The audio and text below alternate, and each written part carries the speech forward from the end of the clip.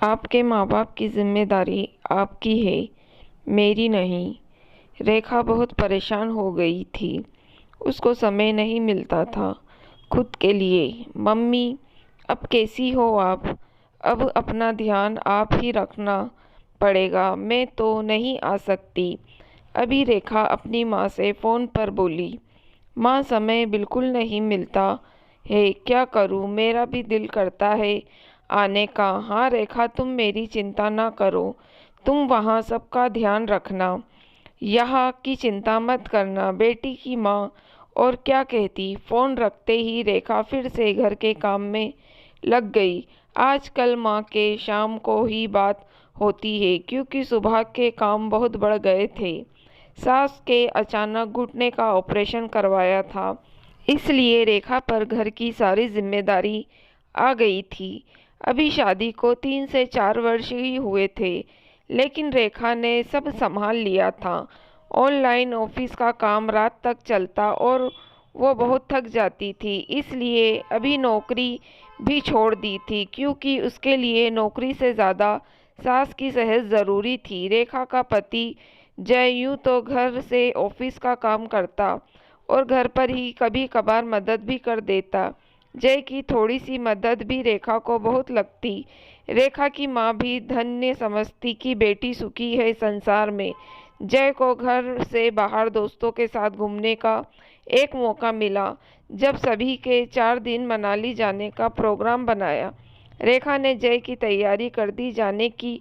वो बोली, मैं भी बहुत बोर हो गई हूँ घर पर, मुझे भी बाहर जाने का मन है। जय अपना सामान चेक करते बोला, हाँ माँ की तबीयत सही हो जाए फिर 1-2 दिन बाहर चलेंगे। और जय चला गया। शाम को सास की बहन का फ़ोन आया। हाँ हाँ दीदी, मैं ठीक हूँ, रेखा भी है ना? अब तो घर पर नौकर आने लगे हैं, क्यों ज़्यादा काम नहीं होता, बस दोनों समय का खाना ही बनाना होता है।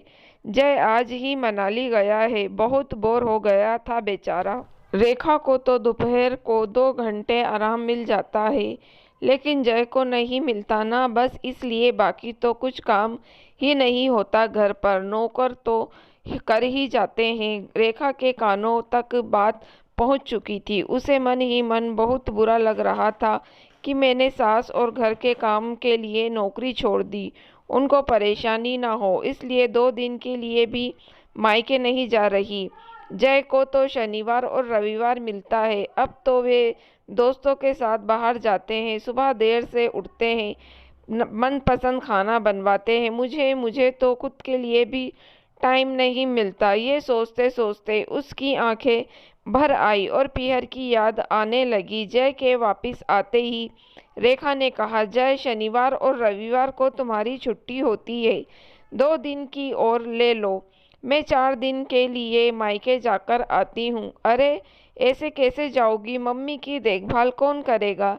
जय, वो मेरी सास है और तुम्हारी माँ, और घर पर काम ही क्या होता है, खाना ही बनाना तो है। 4 दिन टिफिन लगवा लेना। तुम तो अभी बाहर गए थे, बाहर से सब खाया ही है ना, फिर अपनी माँ को कहना बना देगी। तुम कुछ समय माँ के साथ बिताओ, ऑफिस के काम के कारण तुम उन्हें समय नहीं दे पाए। रेखा ने सीधे सीधे कह दिया, मुझसे नहीं होगा यार रेखा, 4 दिन घर पर बोर हो जाऊंगा। जय ने उसे रोकते हुए कहा, जय, हम लड़कियां अपने माँ बाप को पराया कर सास ससुर की सेवा करती हैं, तुम मेरी छोड़ो, अपने मम्मी पापा के साथ रहने में परेशानी हो रही है। रेखा ने व्यंग्यात्मक अंदाज में पूछा।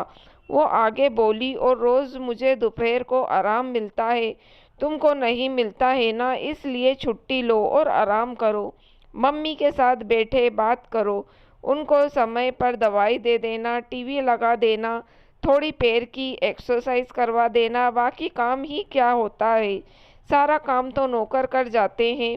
जय, मेरी मम्मी और पापा भी अकेले हैं, मम्मी की तबीयत भी नरम गरम है, फिर भी वो कहती है तुम वहाँ ध्यान रखो। एक बात और बताओ, जब एक लड़की शादी करती है, ससुराल के सारे रिश्ते अपने बना लेती है, तो लड़के क्यों नहीं? लड़के के माता पिता की देखभाल करना बहू का फर्ज है, ऐसा बताया जाता है।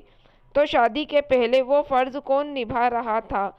जय मुझे शिकायत तुमसे नहीं बरसों से चली आ रही इस सोच से है कि बहू के आते ही उसे इतनी उम्मीद कर ली जाती है कि वो थक जाती है।